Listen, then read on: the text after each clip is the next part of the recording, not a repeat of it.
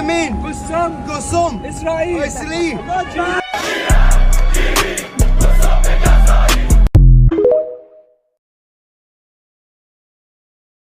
Do you know what the difference between race and ethnicity is? It's okay if you don't. That's sort of why I'm here. I like to explain things. And sometimes those explanations are successful. To put it simply, race is a system that was created back in the days when much of the world was being divided up into different colonies and Europeans were being exposed to these new, different looking people. This system was essentially developed to categorize and rank human differences. These differences are mostly to do with physical appearance, skin tone, hair texture, skeletal structure. But at the same time, these differences are mostly limited to physical appearance and aren't taking into consideration biological similarities or differences. To simplify this, the idea of race divides humanity based on their physical appearance. I guess it's also important to note that it also implies that the white or Caucasian race is the default, and every other race, the differences between them, it's all in proximity to the Caucasian. This part surprises a lot of people. The idea of race isn't consistent worldwide, nor has it been consistent throughout time. A good example of this are the East Africans. Today, perhaps if you're in America, you'd know that the East African populations are considered part of the Black or African race. But there were points in history where Europeans classified them as a subgroup of Caucasian. Ethnicity, on the other hand, is completely different. It's a group of people that share language, culture, and usually, but not always, descent, a common place of descent.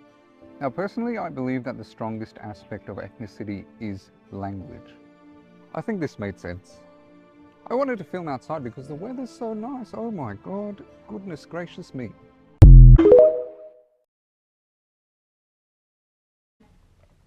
My brother had to pay $2,000 for my ransom. I got sold to 3 different men, and that's how I ended up being $2,000. You know, I was a bit more expensive because here's the thing, I've seen where it's not a black market, but it's just a market, and they would make Africans, you know, that they call us donkeys. They always called us donkeys, so they call them donkeys. And, you know, they'll make them stand and they're betting money on them. CNN or BBC, it got released, it got leaked. You know, it's like you're going to buy like a chicken or something in a market where you're picking and choosing which one do you want to have. Like, that's how bad it is. And for girls, ouch, something in my eye. And for the girls, you know, you're just a sex slave. And yeah, I've seen a lot of people saying like, for me to explain. So what I can say is so many other Eritreans that I met there, when they asked them, they all say it's the problem in Eritrea. I'm not gonna lie, I went to Eritrea in 2014. There's no water, okay? The water goes off. There's no electricity. The electric goes out. So it's a full blackout, okay? You can't get a normal job. There isn't a job, you get it?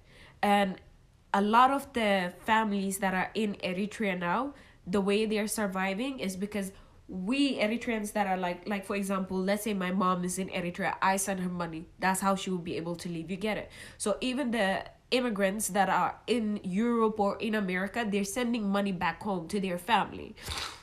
There's no like universities and stuff. There's few colleges, but the government decides for you which line you're going to be working in. Because I have a cousin that studied to be a doctor, and now she's a fucking nurse, okay? She never wanted to be one, but she is. So there's so much things that's happening in Eritrea. I can't speak for Ethiopia because I'm not from there. I haven't been from there. I haven't been there. I can't speak for Somali people because I'm not from there and I haven't been in Somalia. So I can't speak for their issues to why they're going that path. But for me, as Sarang Getachew, when I started that path, I was given a wrong information, like everything is safe, nothing happens. In the desert, it's just 4 days. In the water, it's 4 hours. Like in a week, like everything goes smooth, like nothing will happen. Everything started happening as soon as I left, you get it? And I remember calling my brother and I was crying. I was crying. I was like, oh my God, they're torturing people. I don't know what to do. People are screaming. Like, grown men are screaming for their mom, you know. A lot of people, this word, yimma, got stuck in my head because that's what most people were screaming. Yimma, their mom. And my brother was like, no, Sarah, like, focus. Like, you need to make sure you get out alive. You're in danger now. And yeah, and I did, you know, I'm out. But I watch how they would put a nail on a stick, and then they would make them like kneel down, and then they would hit them with it on the white part of their feet. Yeah, it don't matter. Don't care about my grammars. Whatever it is, this is their leg, the white part, and then they would put a needle on the stick and then hit them with it so that they can't reproduce, or I don't know why. And they would even shave off their hair and then put kerosene and then make them kneel on the sun and sometimes even lay, you know. There's so many times where I was sitting and they would shoot all the way here. Thank God I made it out without any bullets or anything, or just with my life, you get it. I made it out, but they always shot at me. And there was this woman I never forget. She was pregnant, 5 months. They raped her and tortured her to the point she had a miscarriage. And then they took the baby and they buried him, and then they kept on torturing her. I don't know if she's dead, alive. I don't know what happened to her because we got separated because I got sold. I also remember there was a time we tried to run away. You know, I caught the girls. They were gonna run at night, and I was like, fuck it, I'm out with you guys. You know, anything can happen, but let it happen because we were tired. And when they had me for 3 months and 2 weeks. So here in Sweden, I live in Sweden, I am diagnosed with Stockholm Syndrome because I really felt like they were like brothers to me, you know, because I was like, oh my God, like, they're not doing anything. They're taking care of me. But then when I came here, they explained to me, like, I fucked up. I brought this to show you guys. This is all I take for me to function as a normal person. But when I take it, all my colleagues, friends tell me you're like a zombie, Saron. But I have no other choice, you get it? The memories and the mark and the scar that Libya left is not just on me. It's so many other Habish people. They are suffering in silence, you know, and they don't want to talk about these things because then people are like, oh, who told you to go there? Why did you go there? Like, everyone planned for this to happen. If you ask me, not even in a billion years have I ever thought I would get kidnapped and sold, you know. And when they had me, I remember one time when we got kidnapped, it was at night, it was late night, and they came in and they were saying like Masihin, you know, it's like Christians. And then I asked the girl that was with me, like, what are they saying, you know? She told me, she translated. They were like, all these Christians, he cut off their head, you know. And then they asked me if I wanted to be a Muslim. I was like, yeah, like, just don't cut off my head, you get it? I'm like, yeah. And then they changed my name from Saron to Sabrine. And that's when I got to, it felt like I was invisible and I was just witnessing what was happening to the people. I saw when they took a gun and put it to 4 Somali men and they shot them dead, you know. I saw the whole blood, everything explode, and they forced us to clean up the aftermath of what they did, and they brought out the guys, you know, so they can bury the body. They took them with them and they buried the bodies. There were so many other Eritreans also, which they tortured them to the point they died. And I remember one time, there was a time, when we tried to run away. The Libyans called our smuggler, his name was Abdusalam, he's Eritrean. And they called him and they told him, like, you know, for the girls who tried to escape and we got caught, we were 26. They said send $26,000, you know. And then he sent a taxi, you know, to pick us up. And the taxi man, he had nothing to do with it, but they met him up to the point he died. and then they took away the money. And I remember I was brought out, I was being dragged, and I still remember how his body was laying flat, and then they put the blanket, and then there was so many flies, and his hand was hanging out, and then I was sitting on it was like a floor sand thing, and they were like trying to force me, and I just froze, you know. That wasn't the first time I saw a body, but that was the first time where I saw someone who had nothing to do with any of this business getting killed.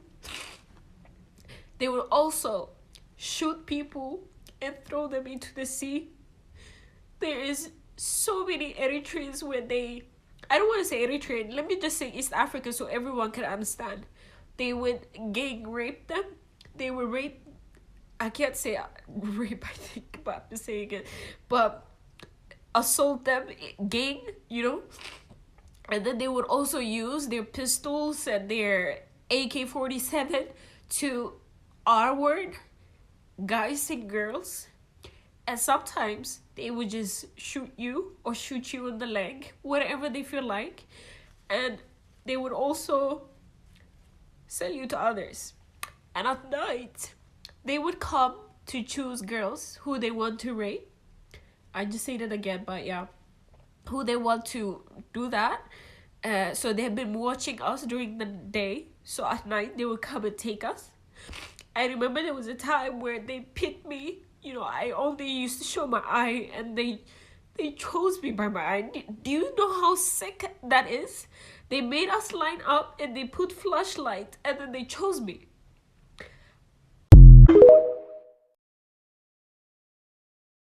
Wait a minute, did you say anything? Anything. Anything? Yes, anything. Anything? Anything. Anything? I'll get you, and I'll look like a bloody accident. Hello. I don't know who I am calling upon, but I still have some faith.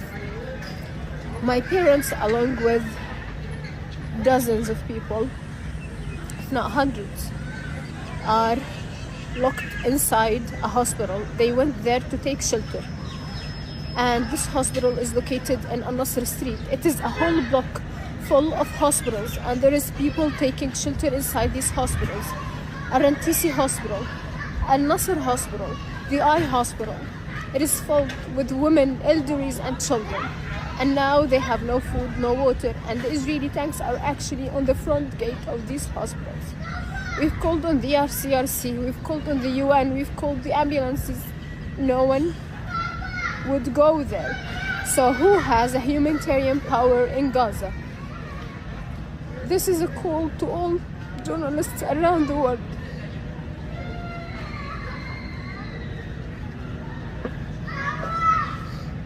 Please, we need help. We need to evacuate these people. These are our families. And there is a chance.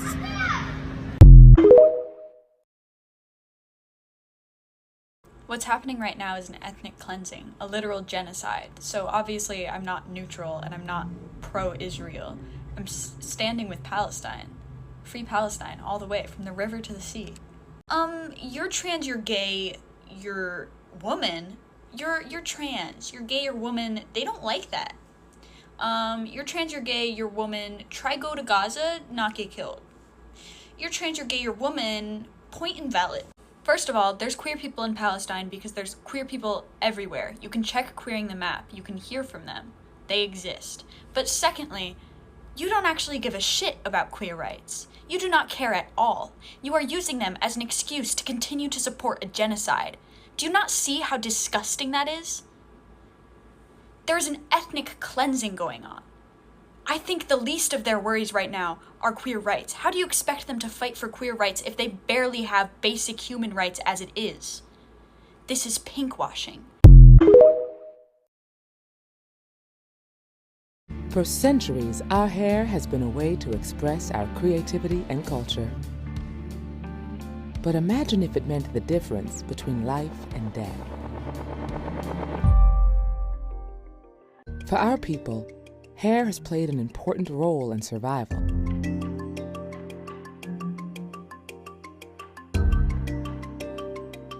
Our ancestors would place rice, seeds, and sometimes gold on the scalp between two sections of hair.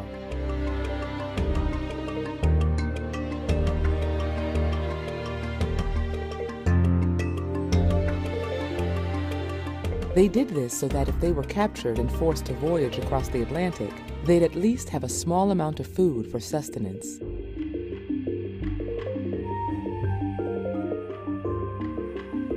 The technique was also used if they were planning a brave escape. Seeds and gold could help them build their new life.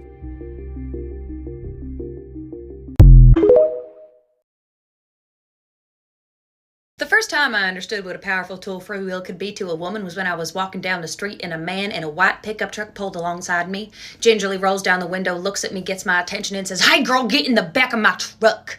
Now, that may have been an attempted kidnapping, but it does not matter because in that moment, I felt the fury of all the female ancestors I have ever had enter my brain like a lightning bolt that said, "Be a menace. Make him as uncomfortable as he is making you." And to them, I said, "Yes, ma'am." And I prowled toward that man's car. I was screaming, I was hissing, I was twitching, and he drove off in a fury. I think he learned his lesson, and I hopefully traumatized that man from that day on, because that day, I learned that if there is ever an MEN, I'm going to be a bigger MENACE, baby.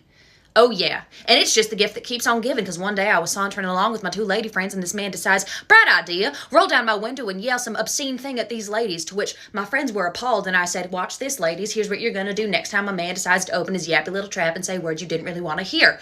Scream." You walk towards him, twitching, screaming, spitting, hissing. Oh my God, that man cranked up his window with the force of 1,000 elbow joints that probably ain't been oiled in a long time, and he sped off through that lap before it was even green. I said, man, if there's ever going to be a problem presented to me, I'm simply going to be a bigger one. Amen. Palestine isn't real because they were always colonized, so they never really existed as a sovereign state. Come to Ireland and say that. Come to Ireland and say that, I beg. Ireland was colonized for 100 years, but we're not a sovereign state before that. Come to Ireland.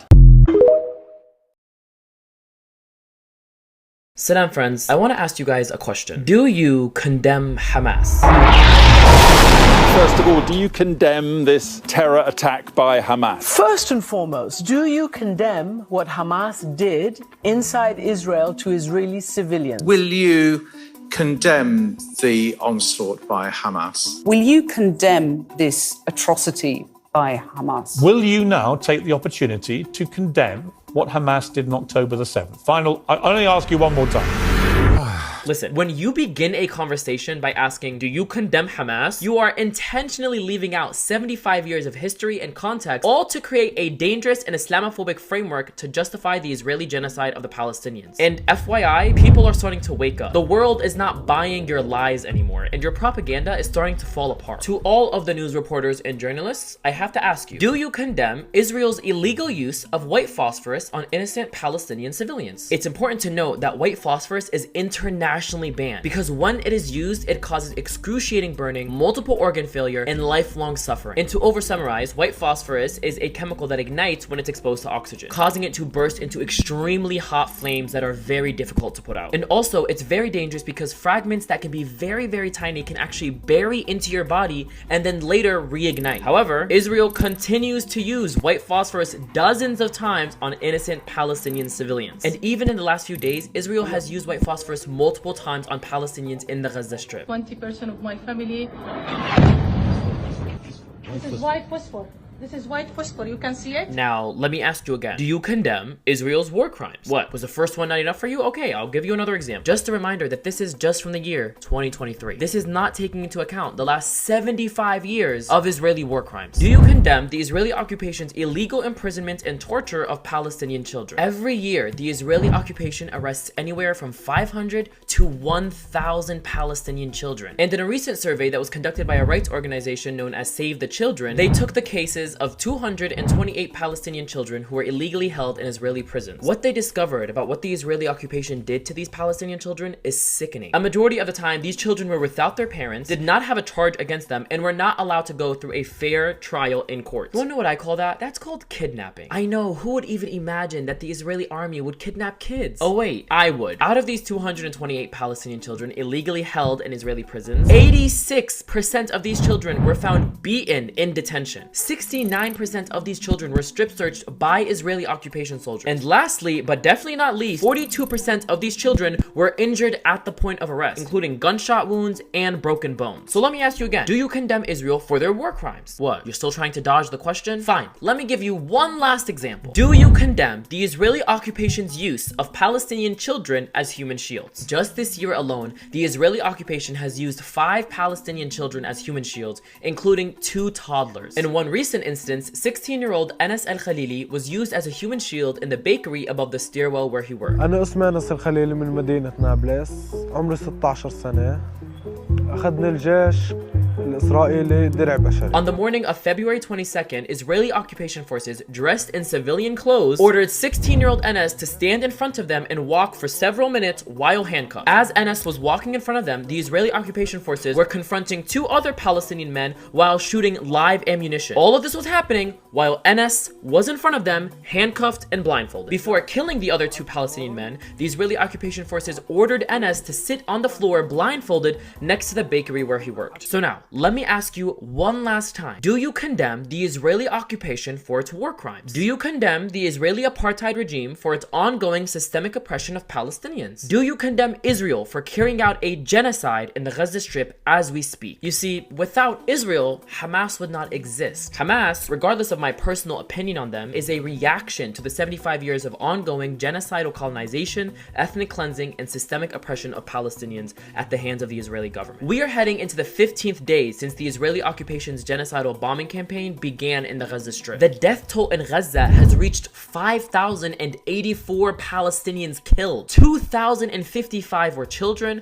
1,119 were women, 189 were elderly people. Over 16,000 Palestinians have been severely injured in a city where the healthcare infrastructure has collapsed and they are completely cut off from food, water, and electricity. Of course, an exception to the cute little 20 trucks of aid that America brought in. Thank you so much for your 20 trucks of aid. I'm sure that they'll be divided very fairly among the 2.3 million Gazans in need. Like seriously, 20 trucks for 2 million people? Before all of this started, Gaza was normally expecting anywhere from 100 to 250 trucks of aid every day. You have become so dehumanized to Palestinian life that you don't even see it of value anymore. You're probably so conditioned that you're starting to believe that Palestinian death is just normal. It's natural. It's not. None of this is normal, and we have the power to actually stop it. Don't allow Western mainstream media to deceive you into supporting genocide. Keep talking, keep sharing, keep spreading awareness about what is happening in Palestine. We must demand an immediate ceasefire to Israeli genocide in Gaza. May Allah protect our brothers and sisters in Gaza,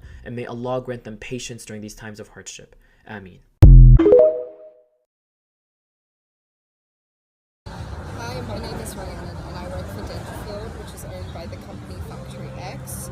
We are currently running an EBA campaign where we are asking for things like livable wages, better safety protocols in store, abolishment of junior rates, and supplied uniforms. We are just asking Factory X to come to the bargaining table and have a conversation.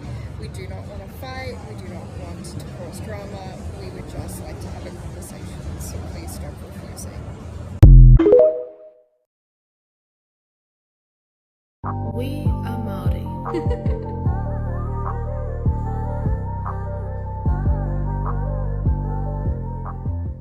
Makes me like a white supremacist to say, hey, when you're advocating for these kids in Gaza who absolutely deserve your voice and are worthy of life, maybe you don't need to say all kikes are genocidal. If that makes me a fucking skinhead, okay.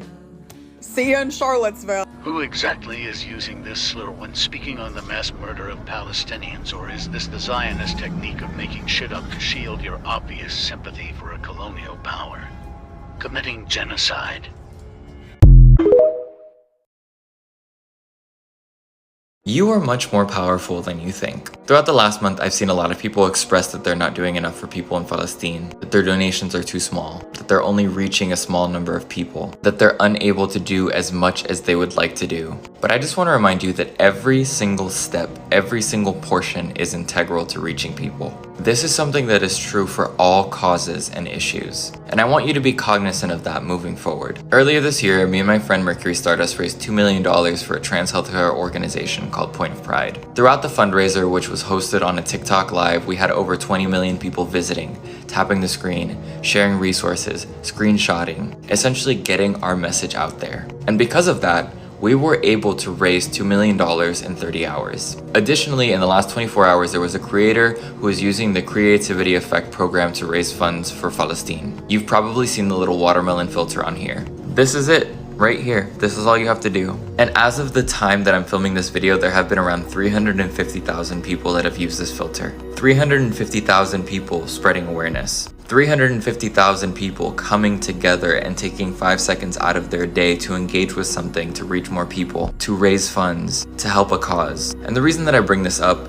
is because I want you to be, again, cognizant of this. When you feel like your impact isn't as strong, when you fall into this nihilistic and individualistic pattern of thinking, you forget that the small actions that you take are an integral portion of reaching people. There are things right here. I want you to engage with all of the things that you see in this area surrounding every post, not just the heart, but the text and the save and the share, every single one. Because even if the actions feel small, even if you feel disempowered and helpless, when you start to recognize that every single action helps us reach more people, which helps bring attention to something and helps provide resources and helps provide funds, you start to recognize that you are just as important as the person on this side of the screen. The next time you see a video talking about Palestine, I want you to remember that. The next time you see a person talking about an issue, I want you to remember this. And I want you to remember that even if you feel small and powerless, you are one integral portion of a global community coming together to try to solve something. And that is not small. Just smell the grass, the dirt, just like I dreamed they'd be. But saying from the river to the sea is anti-Semitic. Make it make sense. We have this sorted all, because you know what's irking me about Māori content creators, influencers, whatever fucking floats your boat. Oh, and let's not forget some iwi leaders. Yeah. Is that when there's discussions about colonization and systematic oppression, all of that stuff when it pertains to Māori, they're in there because it's a trend. It's a fun conversation because it's pulling in the numbers. That type of shit fucks me off. I want to be in that space of talking about the shit you should be in overall. What I mean by that is that we're seeing colonization in 2023 happening to the Palestinians. But these big content creators, influencers, where are they? Why aren't you raising your voice and speaking up and speaking out? But when it pertains to our people, you're in there. Because we as Māori are collective thinkers. We think as a collective when it comes to issues about our people. We need to move that collective thinking as overall. Okay? They may be like, oh, it doesn't affect us. Oh, I don't understand what's going on. But think about colonization and what happened to our people now. We're seeing that same shit in 2023. Right? We're seeing it. We're seeing the eradication of our people, of their culture. We're seeing it. And yet we're not speaking up about it. Because it's not a trend. It doesn't benefit you. When they need us the most, where are we? Where are we? Palestine, the war in Gaza, innocent children being bombed. Scroll if you're a Zionist. Palestinians in the West Bank, Jewish people supporting Palestine. Hey guys, here's my review of the new L'Oreal Hinga Dinga Durgan concealer. It actually did increase after 10 hours, and I love it. We're gonna go through Rick Riordan's post talking about what's happening in Palestine. Let's go. I'm already exhausted. This first paragraph, my guy, like, I feel like I understand that his lack of not wanting to use social media. So this first paragraph is basically him being like, I want to acknowledge the ongoing horrors in Israel and Gaza. There are not really any ongoing horrors in Israel going on right now. It's just happening in Gaza if you really had to talk about it. But I think that this post, him saying, I don't really read posts, reply to posts, share my thoughts about world events, is coming from a really big place of privilege that he, like, I don't know if he's really acknowledging or if he's just stating. And he's like, that doesn't mean I don't have strong feelings. There's a difference in having strong feelings and when there's, like, an active genocide going on. So I feel like this is him trying to, like, work around the, like, I get that I don't post about it, but at least I'm talking about it now. It's like, I didn't realize that we needed to have people actually being genocided for you to come out and say something. This part of this is like the second paragraph in his post, is basically him being like, my books are loved by everybody, by both people, Israeli children and Palestinian children. And he's like, he's basically like, I'm trying to acknowledge that everybody has been through something during the last since 1948 for the last like 75 years.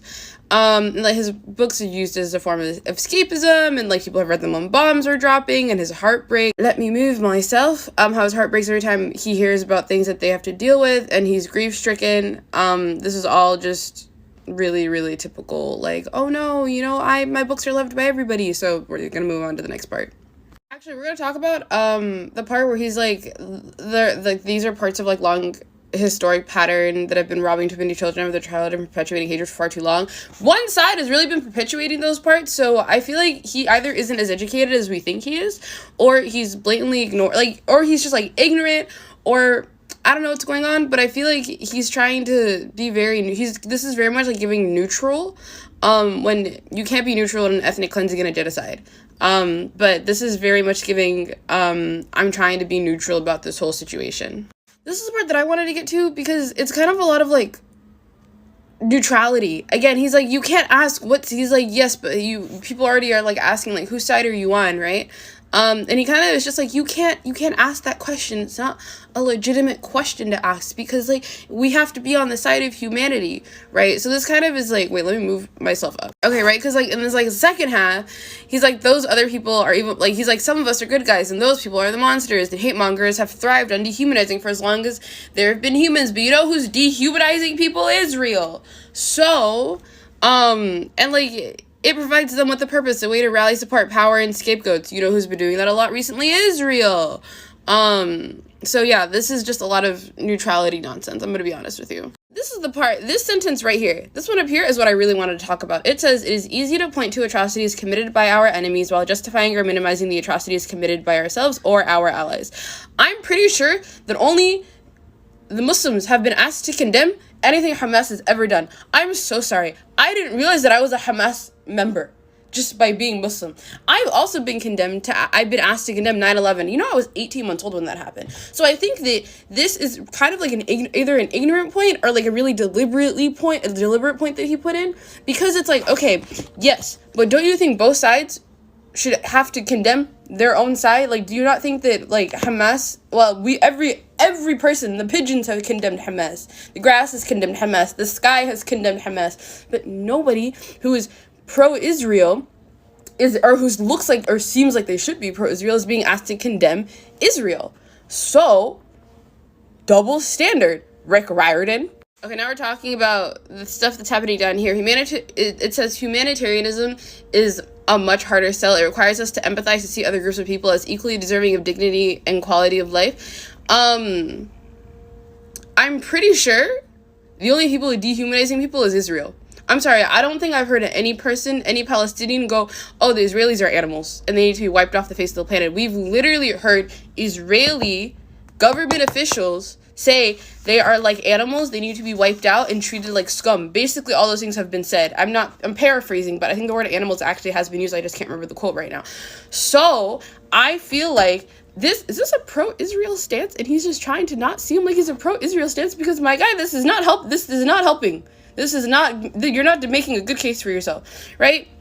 Because, like, the Palestinians are for humanity. Like, everyone who's pro-Palestine just wants people to be free. We're not saying we hate Jews. We're not saying we hate the Jewish faith. We're just saying we want people to have food and water and safety and not have to fall asleep to bombs. Very simple. So, I feel like he's getting a lot of his news from CNN and Fox. I'm going to be completely honest with you. This is not, like, humanitarianism is standing with Palestine. Being pro-humanitarianism is being pro-Palestine. I keep getting too zoomed in and I have to zoom out. So then he's like, I'm appalled by the Hamas attacks on Israeli civilians. I would love to, listen, the way that people are going to talk about this for the next 40 years, I'm going to be exhausted already. And he says, I'm appalled by the suffering of Palestinian civilians in Gaza. Both things can be true. Both things must be true. My thoughts are with all the people who have died, who have lost loved ones and who have had their worlds and their lives shattered, especially the children. Yes, we all feel sad that Hamas killed, 1,400 civilians, and I'm not trying to say that to, be annoying or whatever. We really are sad, but I feel like you're misunderstanding the point of, the Palestinians didn't do that, but the Palestinians are being punished for those actions, whilst the Israeli government, right, Because he also says specifically, I'm appalled by the Hamas attacks on Israeli civilians. I'm appalled by the suffering of Palestinian civilians in Gaza. Who is causing the suffering?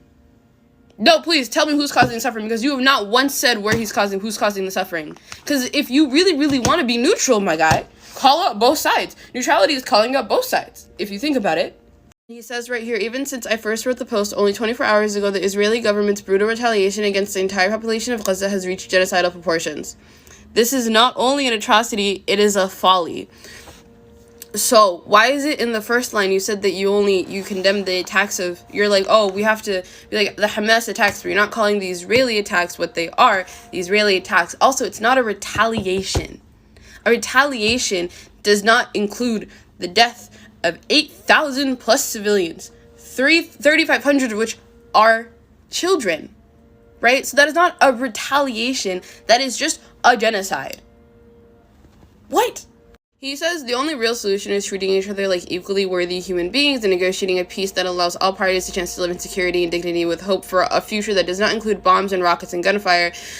This means security and support for Israel, yes. It also means a secure Palestine, which has allowed the international aid and recognition needs to build a viable state.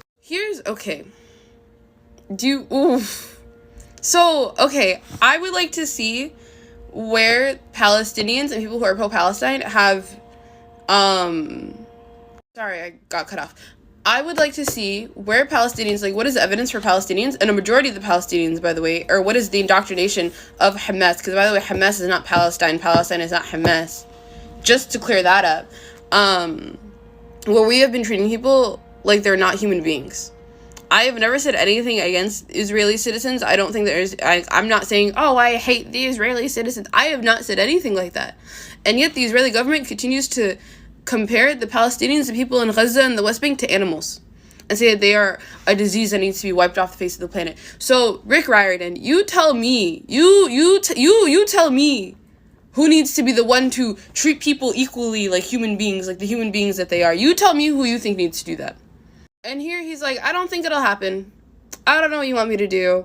He's like, I also believe, perhaps paradoxically, that most people just want to live their lives in peace and have a chance for their children to have a brighter future. The problem is when we don't allow other people to have those same hopes and dreams, when it becomes a false choice of us versus them. I'm so tired of white men. So what does Rick Riordan think? Nothing, really, apparently. He's being very neutral. He's saying that both sides need to come together and treat each other like human beings, and yet you've only seen one side really say anything about treating the other group like dogs or like animals. They have to be wiped off the face of the planet. And spreading misinformation. Like, you write books for children, and yet you are standing on the side of genocide, of which children are part of that genocide, Rick Riordan. So I really think that you have shown us your true colors, and I am honestly someone who's been reading your books for the last over a decade. I'm really disappointed. I would love to hear your thoughts, so let me know. But yeah, free Palestine. It's this one. Bye.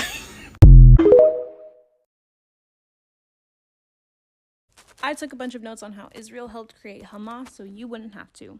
So I just want to start off by saying that as I was researching this, I realized that the claim that people make when they say Israel created Hamas is more so directed, yes, they did help fund Hamas in the very beginning, but I think that sentiment is more so directed towards the occupation itself and how having so much control over Palestinians inadvertently created a resistance. So if you were confused on that, that's the explanation. But getting into the notes, Hamas is actually an acronym, and it's an Arabic phrase that stands for the Islamic Resistance Movement. It was founded in 1987 at the start of the first Intifada, or uprising, against the Israeli occupation, but its roots actually go deeper than that.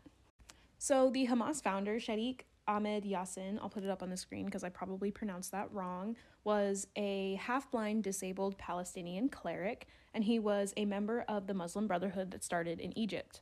And the reason why it started in Egypt was because the Palestinians in Gaza were repressed by Egyptians prior to 1967.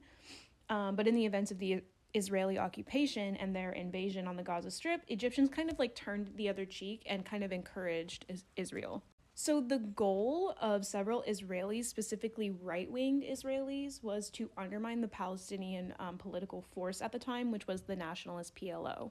So the PLO was the Palestine Liberation Movement, and at the heart of this was the secular Fatah party of Yasser Arafat. And Arafat was kind of their beta noir, which just kind of means like the person that wasn't very publicly liked. A Fatah is a primarily secular nationalist movement focusing on Palestinian liberation and the establishment of a Palestinian state. So by empowering Yassin and the Muslim Brotherhood, Israel believed that they could divide and rule the occupied Palestinians by playing secular nationalists against Islamist or religious Islamists. So think of secular nationalists as people who just want a separation of church and state, in this case, Palestinians who wanted a separation of Islamic law and their state, and then religious Islamists are advocates for Islamic fundamentalism and increasing the influence of the Islamic law and policies in society. So Israel's goal was basically just to pit two sides against one another and get them to fight themselves until they were basically tired enough to allow for an invasion and be colonized. So in 1978, when Yassin wanted to register his organization, which was Hamas's precursor, the Israelis were really eager to hop on that opportunity. Yassin built a network of Islamist institutions across Gaza, like schools, clubs, mosques, and Israel helped fund some of those projects. A lot of American politicians either just don't know this or don't care, but there was one politician named Ron Paul who made this quote on the House floor. He said, "Hamas was encouraged and really started by Israel because they wanted Hamas to counteract Yasser Arafat." Arafat also told an Italian newspaper, quote, "Hamas is a creature of Israel." And he also claimed that the former Prime Minister of Israel, Yitzhak Rabin, I think that's how you say it, I'll put it up on the screen, admitted to Arafat that he did in fact help create Hamas, and he called it a fatal error. But aside from the word of Ron Paul and Arafat himself, there have been several Israeli officials who have made the same claim. So Brigadier General Yitzhak Segev was the Israeli military governor in Gaza at the time, and he told a New York Times reporter how he helped finance the Islamic movement as a counterweight to the PLO and the communists. Another testimony from Colonel David Hochman in the he was the late 1980s Arab affairs expert for the Israeli military, and he admitted that the original sin was Israel's support for Yassin in the late 70s. And he followed this quote by saying that the problem with that moment at the time was nobody thought of the actual result that would come from the creation of Hamas. Aside from his testimony, there is another quote from Avner Conan, who was responsible for religious affairs in Gaza. He stated that Hamas is Israel's creation, and even wrote in an official report to his superiors in the 1980s warning them not to play the divide and rule card in the occupied territories, and called on Israel to break up this monster before reality jumps in our face. And of course, all of these people who were putting out these warnings were right, because Hamas went on to kill many more Israelis than any Palestinian militant group, and a lot of the Hamas leaders have been pretty anti-Semitic and anti-Israeli in their speaking. So following the election of Hamas in 2006, I believe it is, Sheikh Yassin was assassinated by an Israeli airstrike in Gaza. But despite that, Israel has spent more than 20 years helping build them up, just to spend the past 20 years trying to bomb, besiege, and blockade them out of existence. And in the 3 Gaza wars fought by Israel and Hamas since 2008, the video that I watched said 2,000, but it was a 5-year-old video, so I went and I looked it up, and the new number is actually 6,541 Palestinians that have been killed. However, this does not include the events from October 7th until now. So that number is likely closer to like 16 to 20,000 Palestinians. And there have been several Israeli deaths as well. The initial claim by the former prime minister of Israel was 400 Israelis dead due to Hamas attacks. And then as of now, with, prior to or after October 7th, we're looking at, I believe, 1,500 some odd deaths in that in that range, and then about a quarter of that injured. Something that I think is really important for people to understand is that Hamas is not one person or one organization. It is an umbrella term for a Palestinian bureaucracy. Hamas and the affiliations of it have been known to fund schools, orphanages, mosques, soup kitchens, things like that. But those actions may not have been committed by the same leaders that were spewing this rhetoric of hating Jews. And before anybody hops in my comment section, there are videos of Hamas leaders way back in like the 1970s, 1980s, being very they're spreading rhetoric, but those do not account for the hundreds of Hamas members, the 90% that are considered social workers. And lastly, in regards to Hamas being a terrorist organization, it is classified by the US and Israeli government as a terrorist organization. And I think it's really important to note that there are hundreds of freedom fighting groups across history that have been recognized as terrorist organizations, such as the Black Panthers or I forget what it's called, Cop City Stoppers, something like that.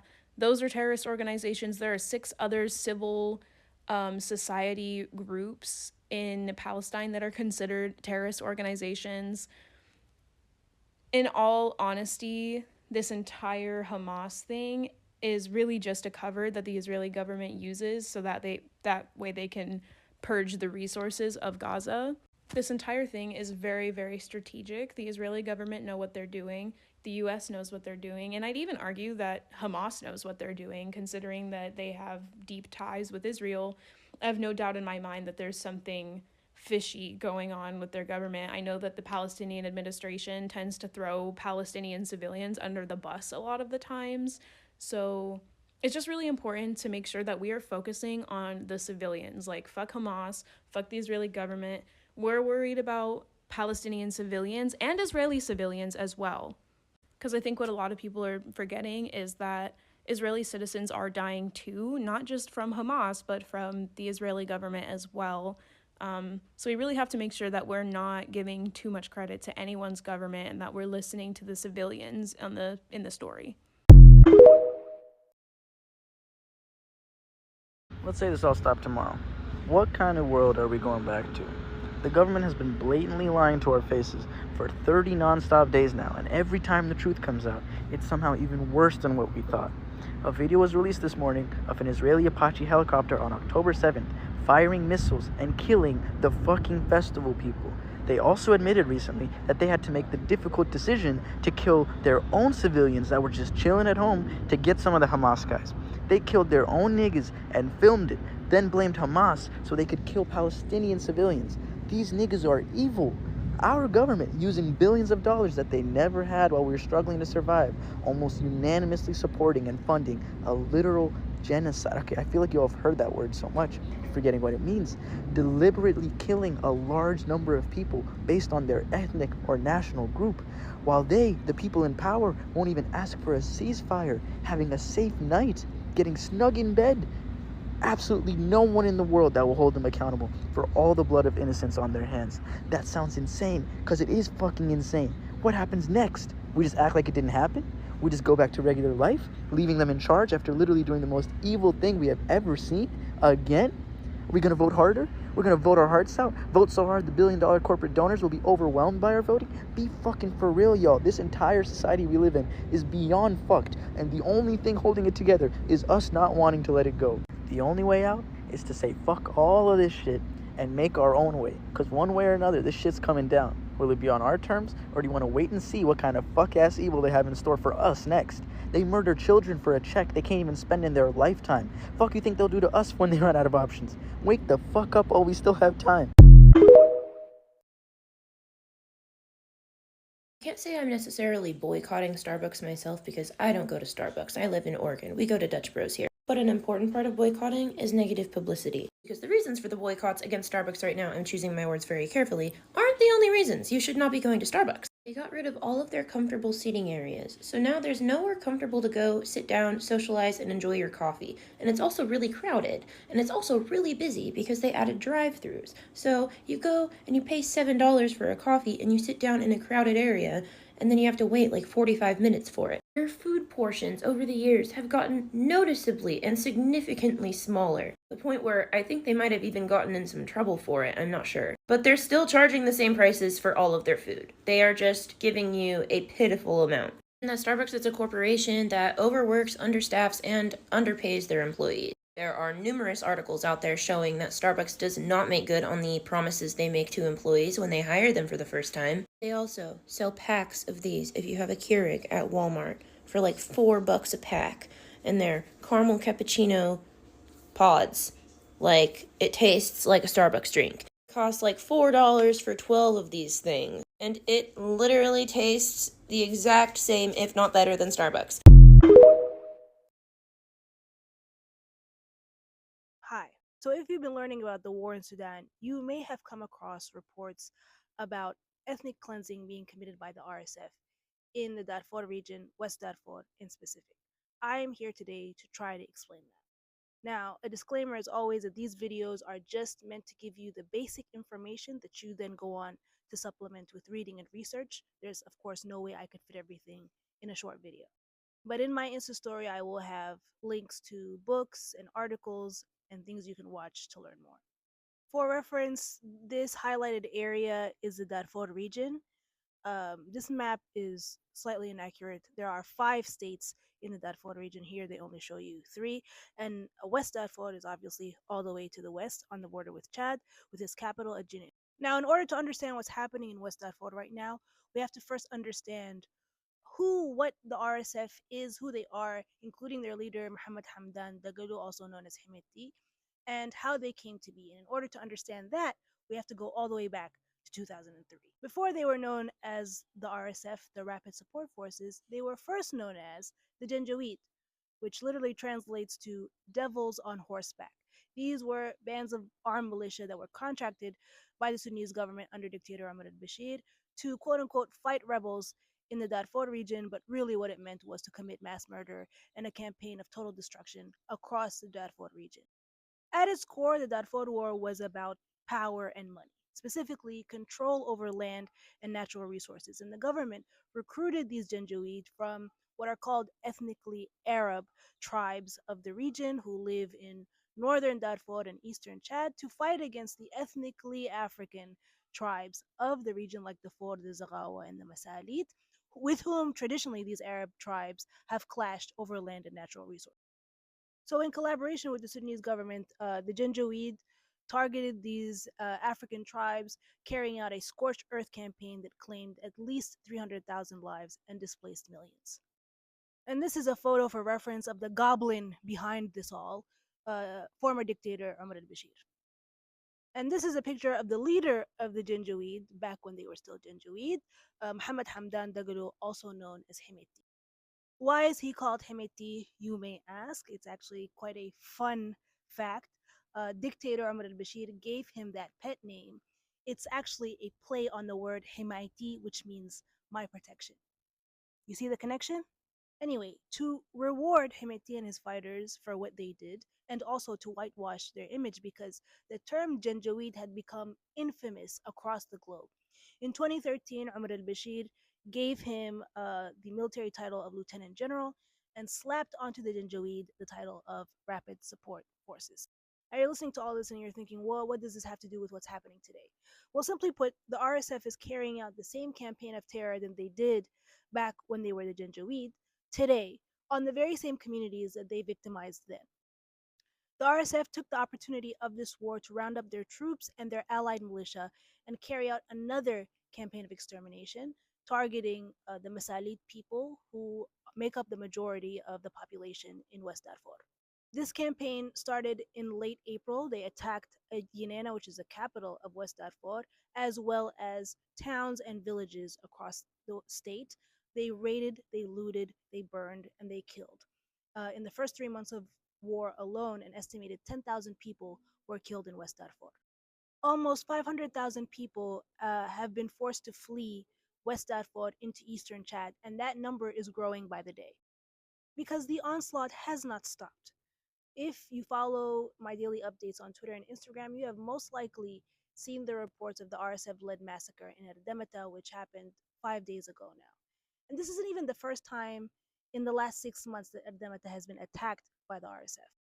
The residents of Darfur and West Darfur in particular have experienced unspeakable horrors at the hands of the RSF and their allied militia in the last 6 months and received little to no protection from the Sudanese military, who is already weak, particularly in West Darfur, and then withdrew completely.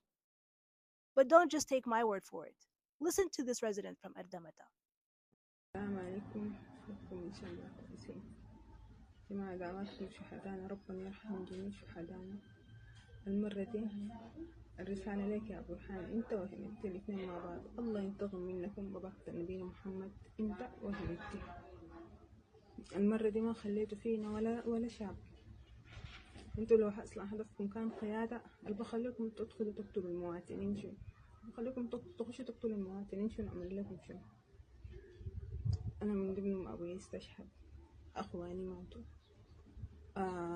جدي إبراهيم مرسال معروفة عند البعض برضو مات شباب الحلة مات شاب طلع تخيلوا بين 10%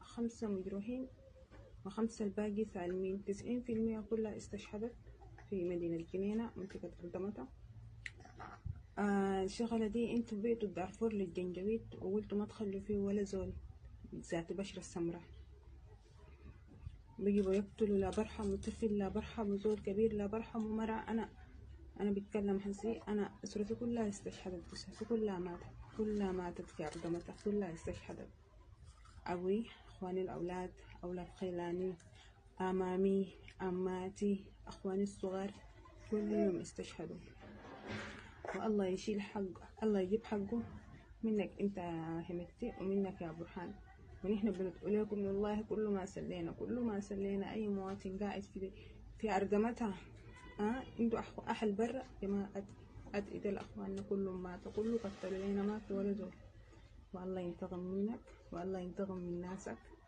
اللي بيقتلوا من غير رحمة بحرقوا كبار السن الشفة برموه في النار حرقوا البيوت قتلوا الناس بأبشع ما تتخيل دخلوا أردمتها ما خلوا منه شاب طلع الله ينتقم منك نحن كل ما سلينا بندعو إليكم الله ينتقم منكم كلكم جماعة أي زول عنده أهل في دارفور دارفور كلها بقولها الجنجويد. So we're not buying new iPhones, right? Or new Google phones, or any new technology, new tablets, right? Because that's made with blood money from the people of Congo, right? Just want to make sure we're on the same page. There is no revolution without insanity. If you feel like you're watching the state of the world right now and losing your mind, good. The world as it exists right now is somebody else's imaginings in entirety, specifically white genocidal media. Everything that we think about what is reasonable was made up by them. I keep seeing being tagged in videos about people crying, breaking down, seeing that they're just ready to go insane or stay in insanity because they see the weight of the world and they can't return to whatever normal was. Good.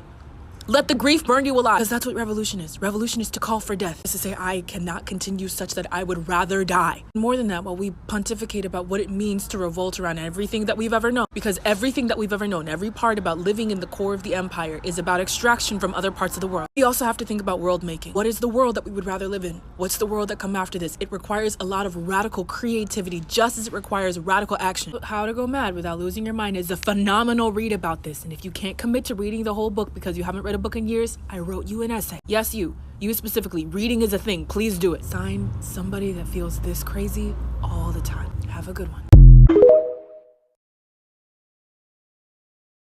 Hey, listen, I know that everybody loves to paint me as like the queen of anger. I'm very angry. I'm way too angry on this app. But I would actually like to pause and remind you guys that if you did the wrong thing at first, if you shared pro-Israeli infographics, if you've stayed silent up till now, it's okay to change. It's okay to make a 180.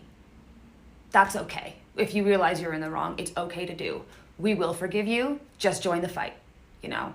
We're not going to waste time telling you you were stupid 10 minutes ago. If you're on the right side now, you're on the right side. We just need more people over here. And that's okay. If you've been silent up till now, it's okay to say something now. If you shared something that you feel guilty about now, it's okay to turn it around now. I don't feel safe. Clap if you feel safe. Oh. No one. Well.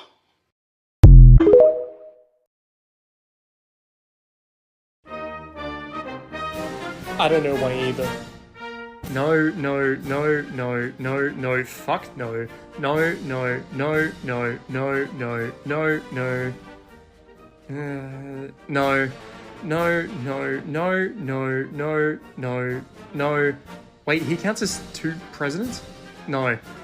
No, probably not, but if I pictured Robin Williams in Night in the Museum, then yes. No. No, no, no. His name is Hoover. I hope he did. Yes. Yes. Normally no, but seeing this particular photo of him, yes. He definitely gave head all over that grassy knoll. No. Fuck no.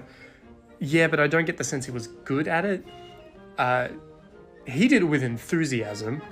No, but Nancy's reputation means it kind of evens out between the two of them. For a guy named Bush, it's a disappointing no. Bill Clinton doesn't deserve the dignity of this topic.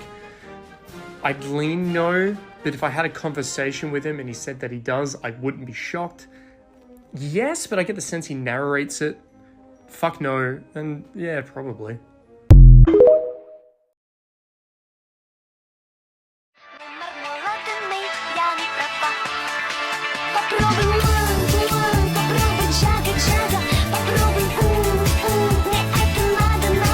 What's Mother Nature's secret to long and healthy hair? Well, firstly, you'll need 10 to 15 years. You may not have that sort of time because of climate change, but your best hope is regenerative farming. We are in the Zambezi National Park in Zimbabwe. Now, what you're seeing here is bare ground, overgrazed plants that are dying. We're losing all sorts of species when you're down to bare ground. This is the result of well-intentioned but bad management, and it's the same cause as climate change. You're now back on the land of the Africa Centre for Holistic Management, where, about 2 hours later, there is absolutely no reason for this tremendous difference except management. This is what the world wants. High biological diversity, bare ground is gone, rain is soaking in. This is addressing the cause of climate change. This is what every human wants. Back in the park, the management was destroying the habitat for the animals. People forget that Homo sapiens, us, we're an animal. We need habitat. So what you were seeing in the park,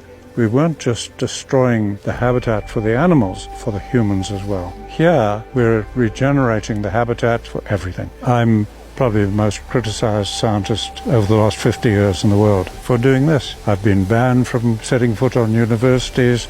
They've tried to deport me from America, all because of the damage I'm doing. I mean, I've been under attack for 50 years for doing this. We can continue bickering and arguing and condemning what I'm doing, or we can just insist that one government somewhere changes the policy, and within a year we can all see how we can collaborate with each other in harmony and produce these sort of results. So please, educate yourself in regenerative farming, permaculture, and holistic management.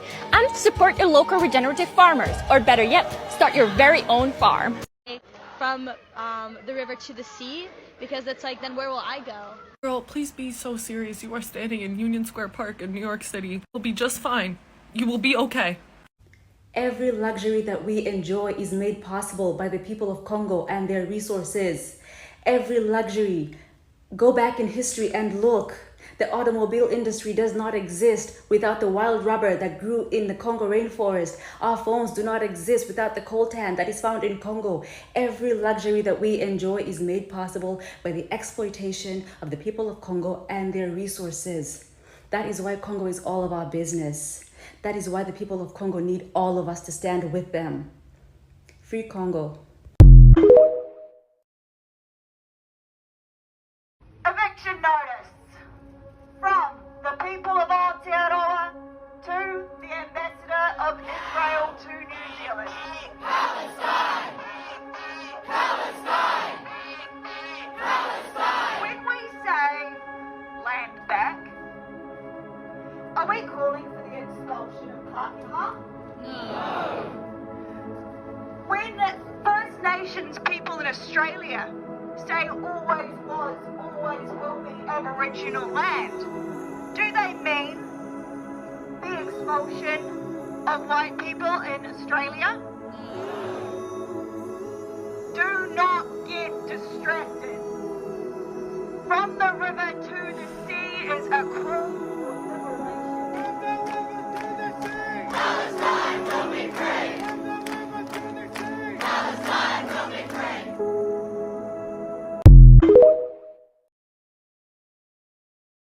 Do you condemn Hamas? Do you know why Hamas exists? Do you condemn Hamas? Do you support genocide? Do you condemn Hamas? Do you know any other words? Do you condemn Hamas? Do you know the goddamn Muffin Man? Do you condemn Hamas?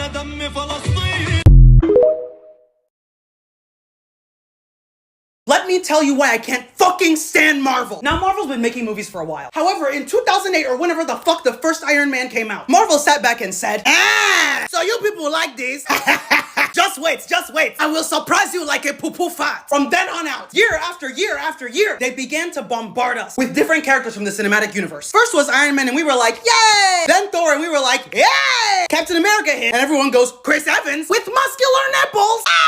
While we're doing all that cheering, Marvel's in the back like, what are we gonna do with all this money? Yeah, Marvel was having a lot of fun. Fuck! Well, my face is moisturized and at least now you know that artificial jizz tastes like sugar. Back to Marvel. Bitch, 2013 hit, and that was the first year that Marvel hit us with 2 of their films in the same year. You think they'd calm down in the next 2 years, but no, bitch, they kept that shit up. And at first it was just 2 films in a year, but then they climbed to 3 to the point where it started seeming like 4. And now people are going, hey, Avengers, sorry, the Enders. It's not called the Enders, it's called the Marvels. The Marvel. Yeah, now we're all to the point, or at least a shit ton of us are at the point where we're all Marveled the fuck out. But now shit's getting wild because Marvel's not the only one who's doing this shit. There's someone else this past summer who had 1 movie go wild, and I'm telling you, they already have about 21 movies stacked up based on toys. Yes, Mattel is about to start this same shit. However, now the actors have struck, and hopefully we may be coming to a turn in the movie industry where we get back to fucking creativity instead of prioritizing profits. You all need to prioritize art. I just saw The Holdovers yesterday with fucking Paul Giamatti. God, it made me miss the days when movies were fucking good. Marvel has turned the creation of their films into such a formula that the films almost follow the same structure. Since that they're predictable. Fuck! Society positively reinforced Marvel once, and Marvel said,